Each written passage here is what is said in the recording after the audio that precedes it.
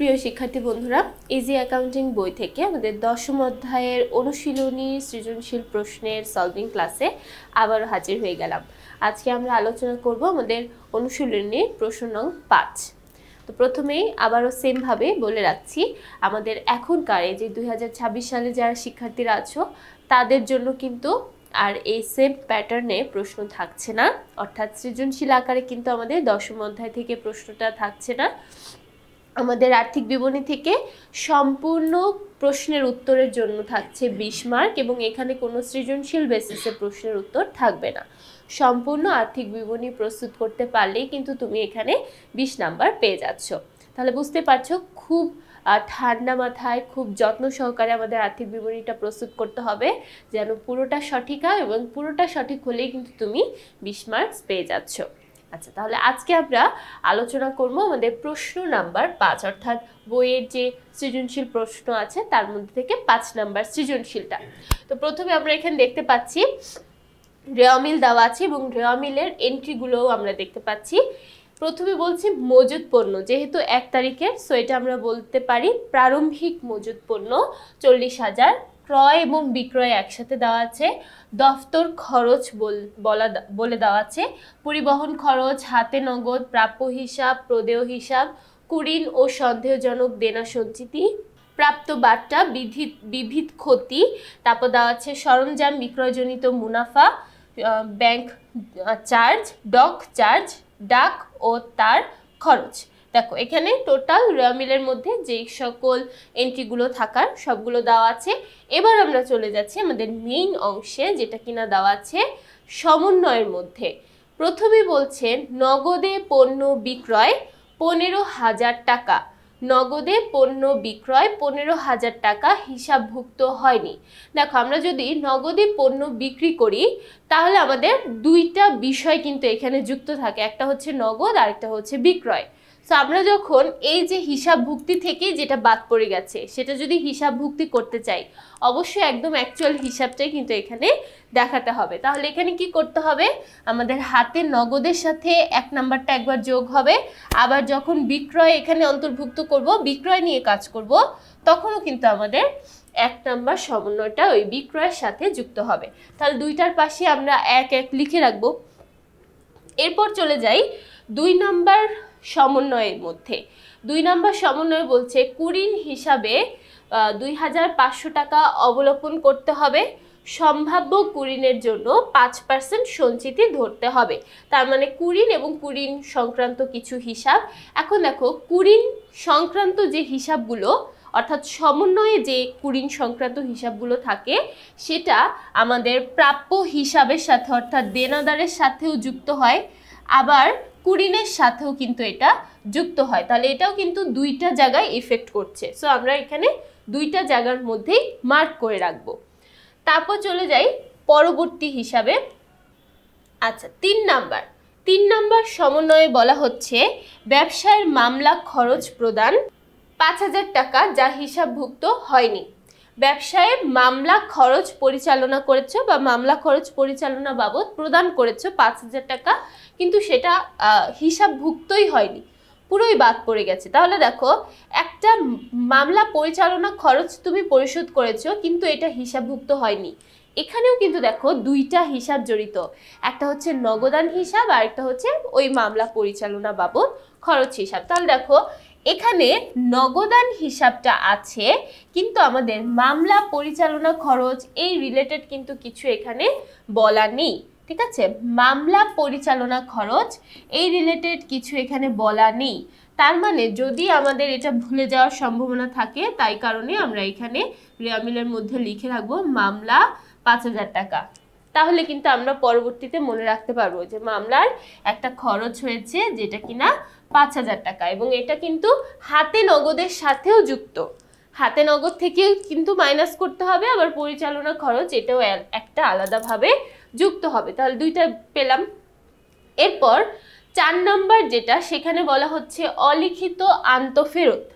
আন্তঃফেরত মানে হলো বিক্রয় ফেরত, আর বহি ফেরত মানে হলো ক্রয় ফেরত। তাহলে দেখো আন্তঃফেরত এটা চলে যাবে কিসে, এটা চলে যাবে, যেহেতু অলিখিত আন্তঃফেরত বলা হয়েছে তার মানে এটাও হিসাবভুক্ত হয়নি।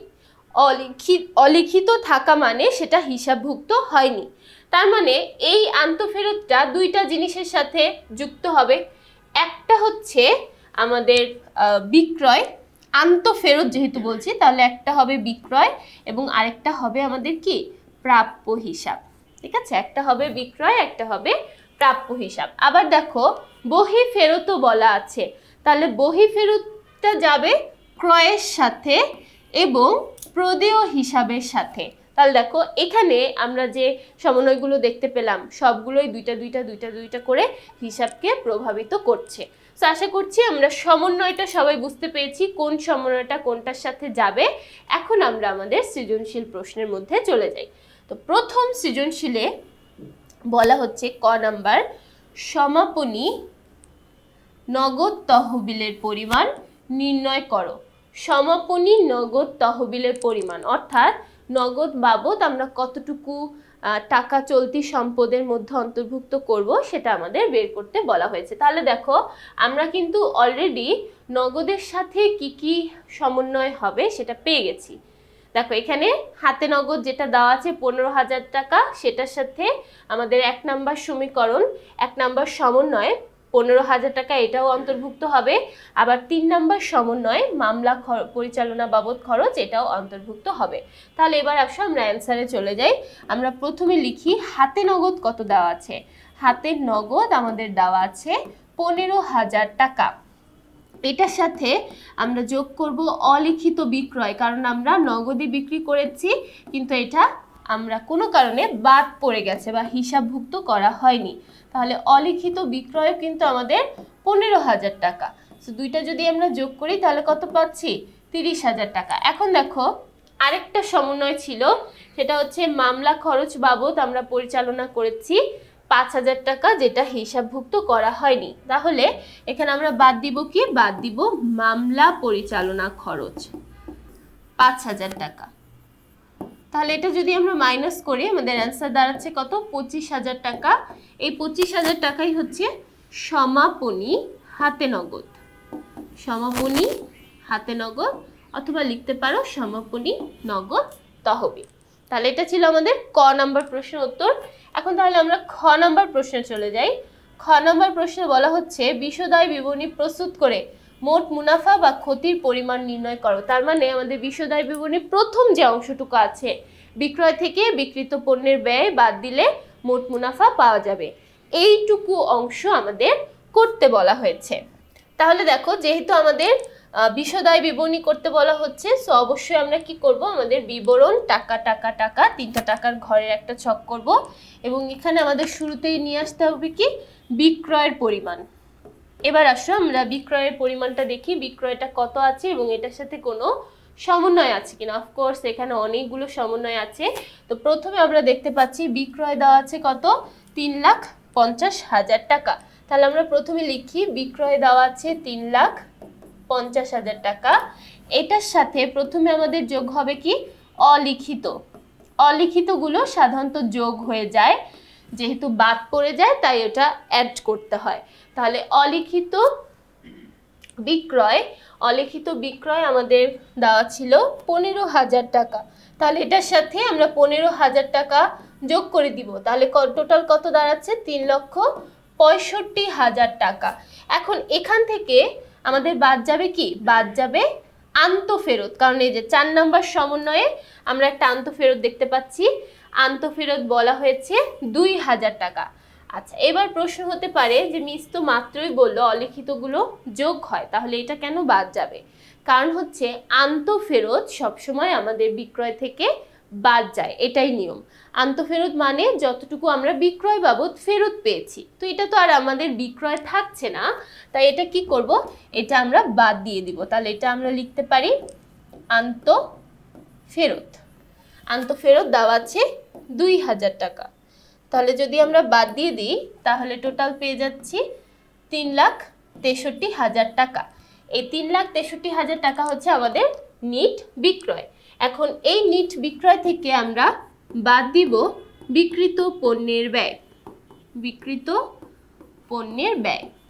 তাহলে এবার আসো বিক্রিত পণ্যের ব্যয়ের মধ্যে কি কি বিষয় আসবে আমরা সেটা এখন একটু দেখব। ওকে, তাহলে এবার আসি আমরা বিক্রিত পণ্যের ব্যয়ের মধ্যে। বিক্রিত পণ্যের ব্যয়টা শুরু হয় প্রারম্ভিক মজুত পণ্য থেকে। প্রথমে প্রারম্ভিক মজুত পণ্য নিয়ে আসতে হয়, তারপর নিয়ে আসতে হয় ক্রয়ের পরিমাণ, অর্থাৎ নিট ক্রয়ের পরিমাণ আমাদের এখানে নিয়ে আসতে হবে। তাহলে প্রথমে আনবো প্রারম্ভিক মজুত পণ্য, তারপর ক্রয় অর্থাৎ নিট ক্রয়, এবং তারপর যদি অন্যান্য কোনো প্রত্যক্ষ খরচ থাকে সেটা। তো এখানে আমরা সরাসরি দেখতেই পাচ্ছি প্রারম্ভিক মজুত পণ্য দেওয়া আছে 40,000 টাকা। তো প্রথমে আমরা এটা লিখি, প্রারম্ভিক মজুত পণ্য 40,000 টাকা। এরপর আমরা করব কি, এরপর আমরা ক্রয় নিয়ে আসবো এবং ক্রয় সংক্রান্ত যত খরচাবলী আছে, যত সমন্বয় আছে সবকিছু সমন্বয় করব। তাহলে ক্রয় আছে 1,90,000 টাকা। তাহলে ক্রয়, এটার সাথে যেহেতু কাজ আছে সো এটা ফার্স্টে কলামে লিখলাম। এখন এখান থেকে বাদ যাবে কি, বহি ফেরত।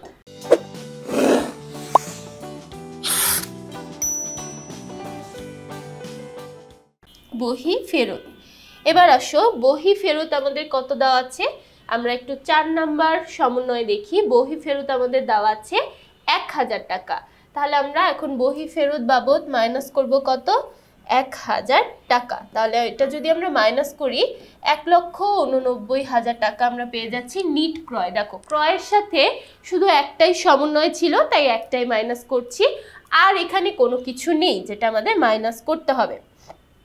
তারপর আমরা এবার খুঁজি আদার্স কোনো প্রত্যক্ষ খরচ বাকি আছে কিনা। এখানে একটা প্রত্যক্ষ খরচ আছে পরিবহন খরচ, আবার এখানে একটা আছে ডক চার্জ। এই দুইটাই হচ্ছে আমাদের প্রত্যক্ষ খরচ। তাহলে পরিবহন খরচ আছে 3,000 টাকা আর ডক চার্জ দেওয়া আছে 1,200 টাকা। তাহলে এই দুইটা আমরা এখন সিরিয়ালি লিখব।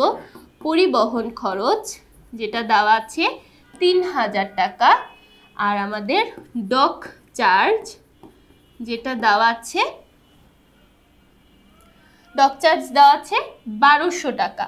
তাহলে 1,200 টাকা। দেখো আমরা প্রথমে প্রারম্ভিক মজুত পণ্য নিয়ে আসলাম, তারপরে ক্রয় অর্থাৎ নিট ক্রয়ের পরিমাণ আনলাম, সকল প্রত্যক্ষ খরচ এখানে নিয়ে আসলাম। এখানে দুইটাই ছিল শুধুমাত্র পরিবহন এবং ডক চার্জ।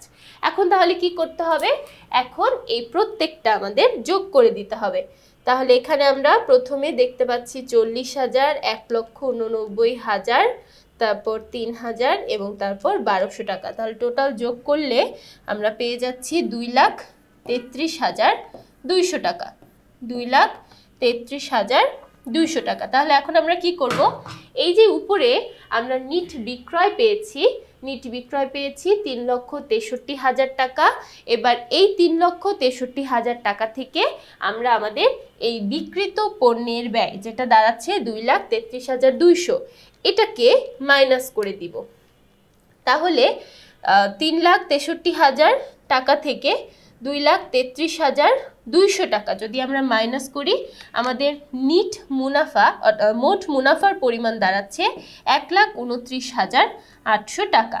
1,29,800 টাকা। তাহলে দেখো খ নাম্বার প্রশ্নে আমাদের এতটুকুই নির্ণয় করতে বলা হয়েছে, যেটা হচ্ছে মোট মুনাফা। তাহলে এতটুকু পর্যন্ত কি আমাদের মোট মুনাফা, আমরা মোট মুনাফার পরিমাণ পেয়ে যাচ্ছি 1,29,800 টাকা। তাহলে একটু দেখি আমাদের অ্যান্সারের সাথে একটু মেলাই।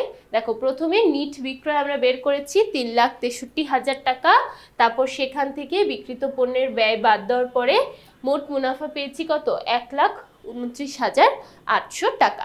তাহলে এটা ছিল আমাদের খ নাম্বার প্রশ্নের উত্তর। তাহলে এখন আমরা চলে যাই আমাদের গ নাম্বার প্রশ্নের উত্তর। দেখবে যে যখন খ নাম্বার প্রশ্নের উত্তরে বলা থাকে মোট মুনাফা নির্ণয় করো, ঠিক তারপরেই গতে বলা থাকবে নিট মুনাফা নির্ণয় করো। তার মানে ওই মোট মুনাফাটা ধরে এখন তোমাকে নিট মুনাফা বের করতে হবে। দেখো আমরা পেয়েছিলাম মোট মুনাফা 1,29,800 টাকা, তাই না? 1,29,800 টাকা আমরা পেয়েছি, কিন্তু এখানে আমাদের মোট মুনাফা বলা হচ্ছে যে 1,34,800 টাকা ধরে তারপর নিট মুনাফাটা নির্ণয় করো। তাহলে 1,34,800 টাকা ধরে এখন আমরা নিট মুনাফাটা বের করব। তাহলে দেখো নিট মুনাফা বের করার জন্য আবার সেম ছকই আমাদের করতে হবে, এবং সেখানে আমরা প্রথমেই যেহেতু মোট মুনাফা পেয়ে যাচ্ছি বা দেওয়া আছে, তাই মোট মুনাফার পরিমাণটা আগে লিখে ফেলবো। মোট মুনাফা দেওয়া আছে 1,34,800 টাকা। এবার এখান থেকে মাইনাস করব কি, এবার এখান থেকে মাইনাস করব পরিচালন ব্যয়, কারণ মোট মুনাফা থেকে পরিচালন ব্যয় মাইনাস করার পরে অন্যান্য আয় যোগ এবং অন্যান্য ব্যয় মাইনাস করলেই কিন্তু আমরা নেট মুনাফা পেয়ে যাব। তাহলে সিরিয়ালি যাচ্ছে, যেহেতু আমরা মোট মুনাফার পরে বাদ দিব পরিচালন ব্যয়। এখন তাহলে আমাদের খুঁজতে হবে যে এই যে রেওয়া মিল এবং সমন্বয় টোটালটা মিলে কি কি পরিচালন ব্যয় আমাদের এখানে আছে। তো আমরা একদম সিরিয়ালি যাওয়ার চেষ্টা করব, একদম উপর থেকে রেওয়া মিলের শুরু থেকে সমন্বয় পর্যন্ত সিরিয়ালি যাব, যা তাহলে আমাদের আর কি হবে না, কষ্ট হবে না, বা একটা একটা করে খুঁজতে বেশি সময় লাগবে না। তাহলে এখানে আমরা দফতর খরচ একটা দেখতে পাচ্ছি 65,000 টাকা। তাহলে দফতর খরচ এটা আমাদের জন্য একটা পরিচালন ব্যয়, আমরা লিখে ফেলি দফতর খরচ, এটা আমরা পেয়েছি পরিচালন ব্যয় হিসেবে 65,000 টাকা। এরপর চলে যাই পরেরটাতে। তারপর দেখো পরিবহন খরচ আমরা অলরেডি প্রত্যক্ষ খরচ হিসেবে বিক্রিত পণ্যের ব্যয়ের মধ্যে নির্ণয় করে ফেলেছি, বা ওইটা অন্তর্ভুক্ত করা শেষ, ওইটা আর থাকছে না। তারপর আমরা দেখতে পাচ্ছি কি, তারপর এখানে আমাদের পরবর্তীতে কুরিন নামক একটা হিসাব আছে। তো যেহেতু এই হিসাবটা একটু বড়, আমরা এটা লাস্টের দিকে করতে পারি, যেগুলো ছোট বা যেগুলোর কোনো কাজ নেই সেগুলো আমরা চাইলে একবারে করে ফেলতে পারি, ঠিক আছে। তাহলে দফতর খরচের সাথে কোনো কাজ ছিল না এবং এটা শুরুতেই ছিল, তাই এটা লিখে ফেলেছি।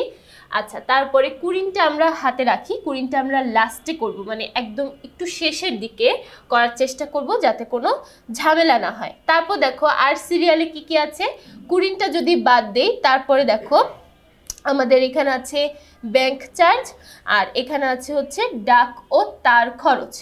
এখানে আমাদের একটা বিবিধ ক্ষতি আছে, কিন্তু সেই বিবিধ ক্ষতিটা আমাদের লিখতে হয় কিসে, অন্যান্য ব্যয়ের মধ্যে। সাধারণত আমরা বিবিধ ক্ষতিটা লিখি, তাই ওইটাকেও আমরা রেখে দিচ্ছি। আচ্ছা, তাহলে এখানে আমরা ব্যাংক চার্জ পেয়ে যাচ্ছি 3,500 টাকা, আর ডক চার্জ আমরা এখানে পেয়ে যাচ্ছি কত, ডাক ও তার খরচ আমরা পেয়ে যাচ্ছি 1,500 টাকা। এখানে আমাদের ডক চার্জ তো অলরেডি লেখা হয়ে গেছে, সো এটা আসবে না। তাহলে দেখো ব্যাংক চার্জ আমরা পেয়ে যাচ্ছি 3,500 এবং ডাক ও তার খরচ এটা আমরা পেয়ে যাচ্ছি 1,500 টাকা। তাহলে এই দুইটা আমরা এখন সিরিয়ালি লিখে ফেলতে পারি, যেহেতু এটার সাথেও কোনো কাজ নেই এবং সিরিয়ালি আছে।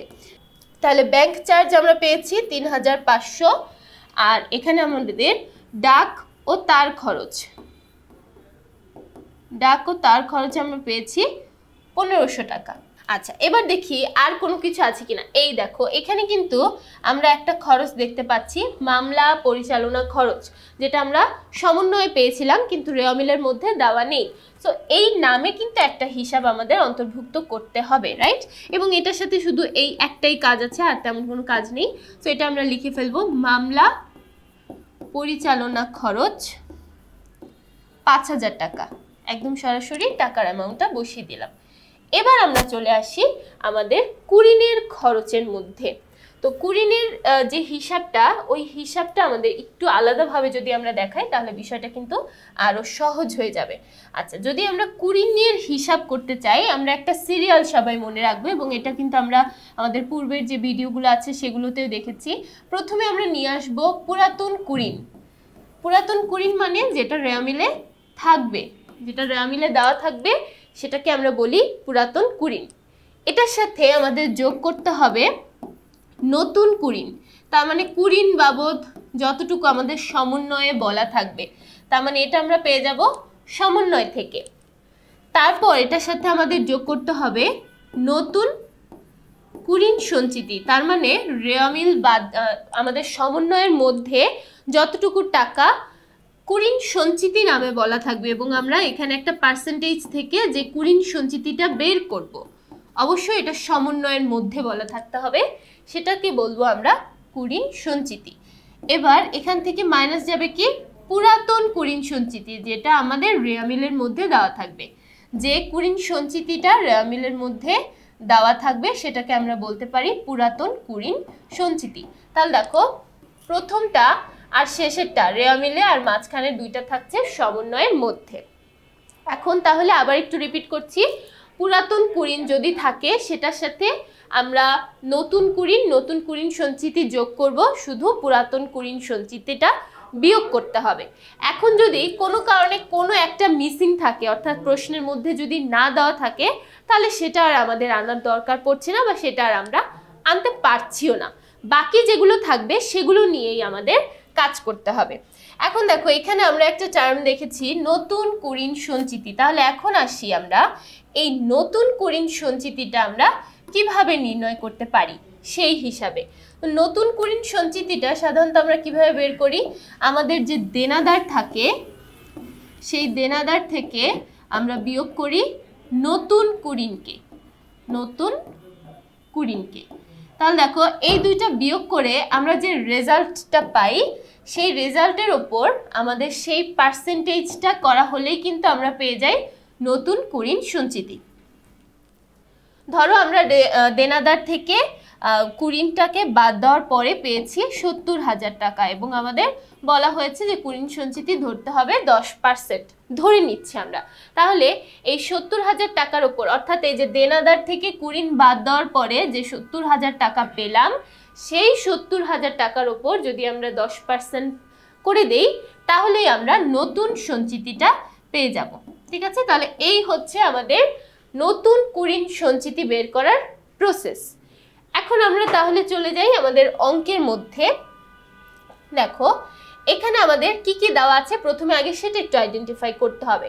এখানে আমাদের শুধু রেয়ামিলের মধ্যে সঞ্চিতিটাই দেওয়া আছে, রেয়ামিলের মধ্যে শুধু সঞ্চিতিটাই দেওয়া আছে, রেয়ামিলের মধ্যে কোনো কুরিন দেওয়া নেই। তাহলে রেয়ামিলের সঞ্চিতি দেওয়া আছে কত, ৬,৫০০ টাকা। আর যদি আমরা সমন্বয়ের মধ্যে যাই, সমন্বয়ে দেখো আমরা দেখতে পাচ্ছি কুরিন হিসেবে ২৫০০ টাকা অবলোকন করতে হবে। তার মানে নতুন কুরিন আমরা দেখতে পাচ্ছি ২৫০০ টাকা। আর এখানে বলা হয়েছে সম্ভাব্য কুরিন ৫%, তার মানে আমাদের দেনাদারের ওপর ৫% কুরিন সঞ্চিতি ধরতে হবে। তাহলে আমরা নতুন কুরিন পেয়েছি ২৫০০ টাকা আর এখানে বলা হয়েছে ৫% সঞ্চিতি ধরতে হবে। এবার আসো আমাদের দেনাদারের পরিমাণটা ঠিক কতটুকু আছে। দেনাদার দেওয়া আছে ৬৩,০০০ টাকা এবং এই ৬৩,০০০ টাকার সাথে আবার দেখো আমাদের একটা সমন্বয়ও কিন্তু আছে।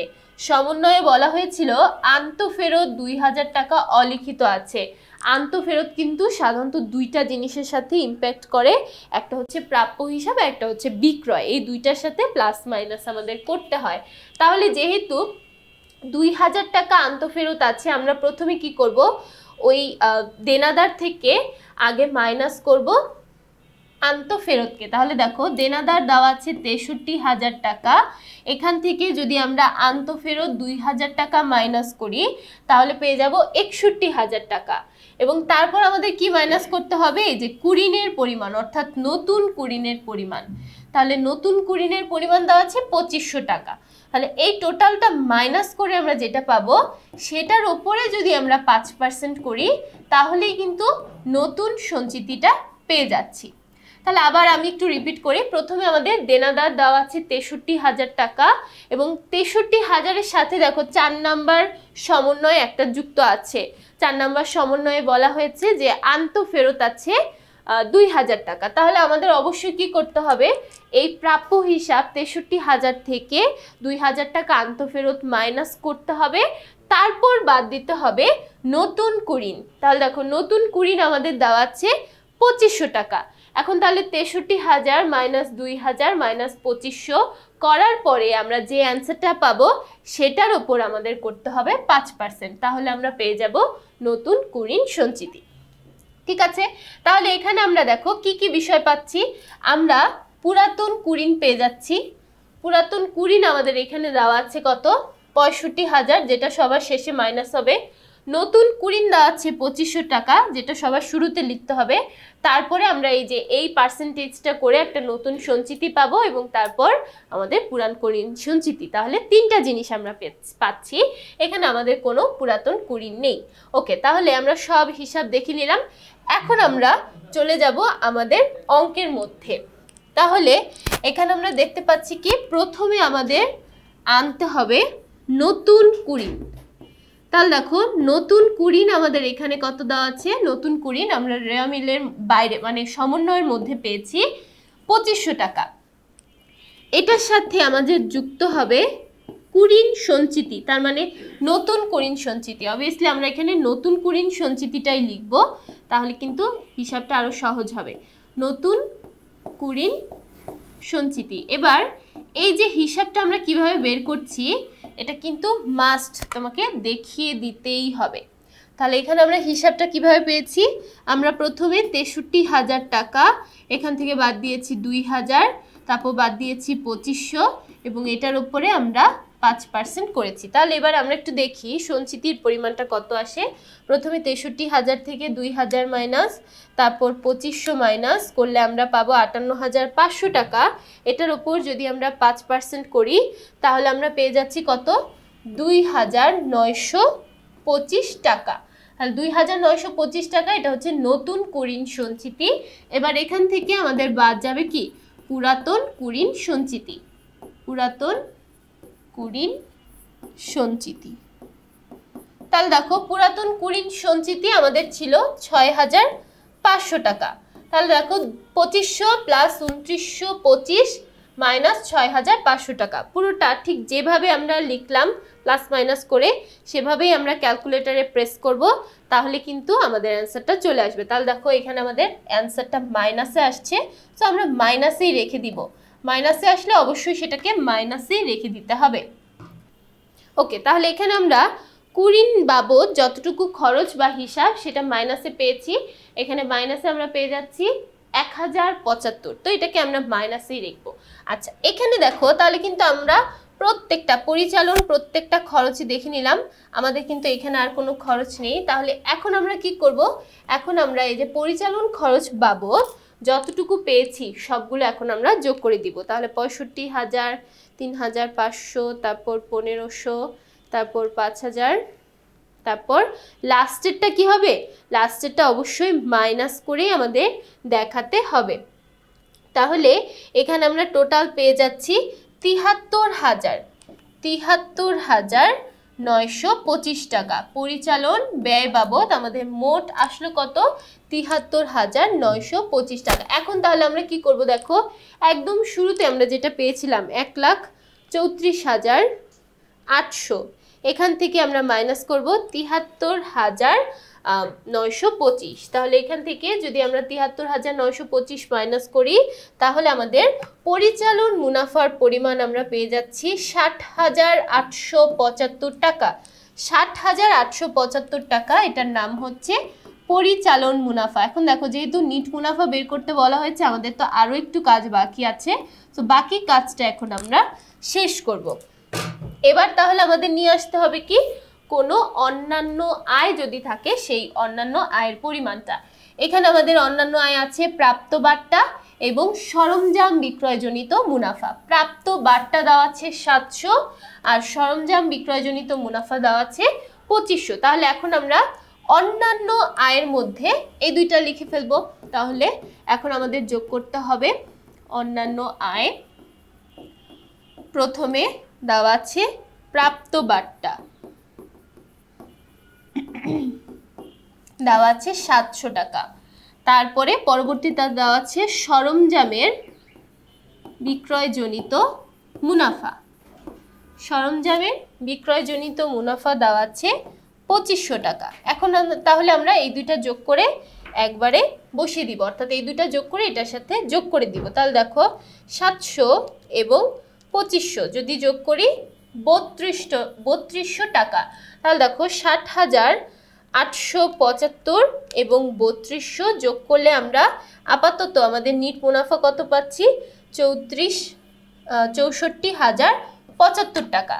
এখন আমাদের কি করতে হবে, এখন আমাদের বিয়োগ করতে হবে অন্যান্য ব্যয়।